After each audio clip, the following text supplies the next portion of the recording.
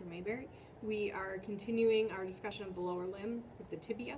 So the tibia is, of course, articulating proximally with the femur. It's also going to articulate with the fibula, as we'll see, and then the distal end is going to articulate with the tarsals. Okay? The tarsals are your ankle bones, as the carpals are your wrist bones. Okay? Tibia. The easiest way to recognize the tibia is by one of your landmarks, the tibial plateau. So if you remember back to like 5th grade geography, then a plateau is a flat-topped mountainy thing. So flat top tibia, okay? Tibial plateau, and that is the tibial plateau, okay? Within the tibial plateau, you have the intercondylar eminence. See those bumps in the plateau? Those are the intercondylar eminence. There's a medial one, which is this one, and there's a lateral one, which is that one, but you just need to know that's the intercondylar eminence, which means that there must be condyles on the plateau as well, and there are. This is the medial condyle, and this is the lateral condyle, and they articulate with the medial and lateral condyles of your femur. Okay? So, that's the proximal end of the tibia. The other part that I did not say is this tibiatuberosity. So I mentioned when we talked about the patella that the patella is floating in the tibial tendon, and so that tibial tendon is actually going into that tibial tuberosity right there, attaching there rather than going in. We should say attaching there.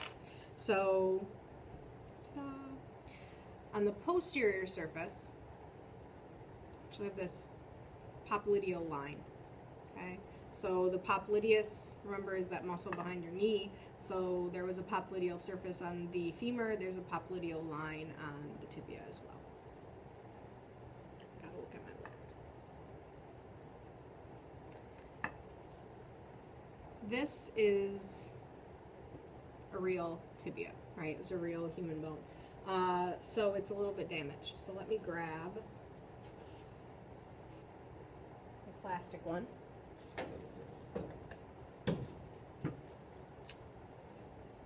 Plastic tibia.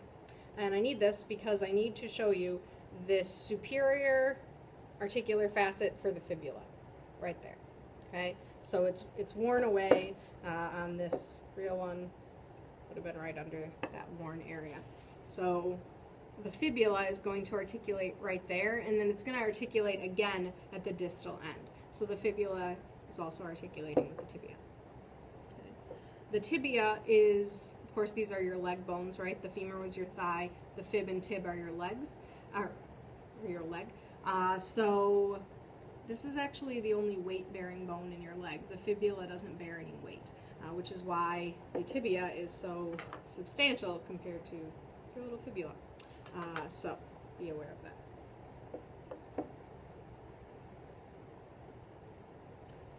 Like the radius and ulna, the tibia actually has an interosseous crest because there is another interosseous membrane that's stretching between the tib and the fib.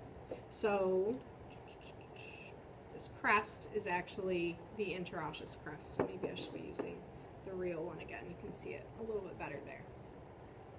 Okay. So another interosseous crest, which of course is providing muscle attachments again for muscles in your leg.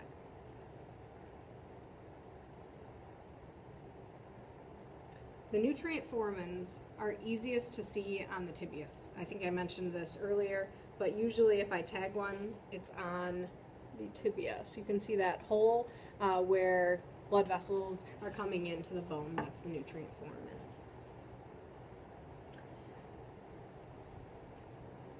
You're looking at the anterior surface of the tibia. Okay? We say there's an anterior crest because there is an anterior crest. So it's crest-like on this front surface. If you rub your hand on there, you'll feel it.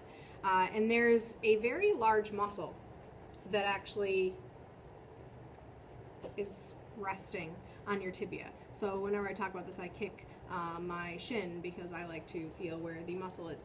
And the muscle is actually on the lateral surface of the tibia, and then the medial surface of your tibia we call the bare area of your tibia, which means that if you kick there, it hurts like hell.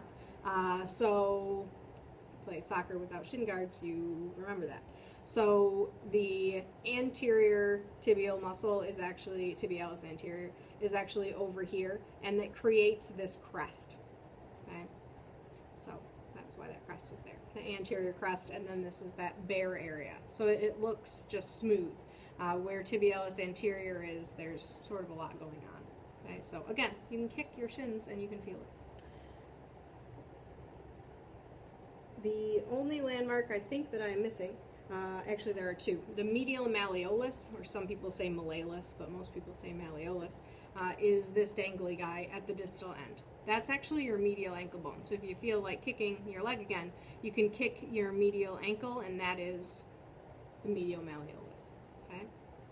The thing that I missed, I'm going to switch back to the plastic one, is this fibular notch down here at the distal end. So the fibula is articulating both at the top and at the bottom, and if you use your logic, you realize that that fibular notch at the distal end really has to be below the articular facet at the superior side. They can't be, you know, on opposite sides or anything. So that may help you on your test. If you're confused about landmarks, realize that. Okay? All right. It looks like we have hit all of the landmarks, so let's talk about how to side the tibia. That medial malleolus is really the kicker for that, and then of course the tibial tuberosity is on the anterior surface. So if this is medial and this is anterior, there's only one side that can go on. This is a right. Okay. So ask me any questions that you have, study, and we will talk in class.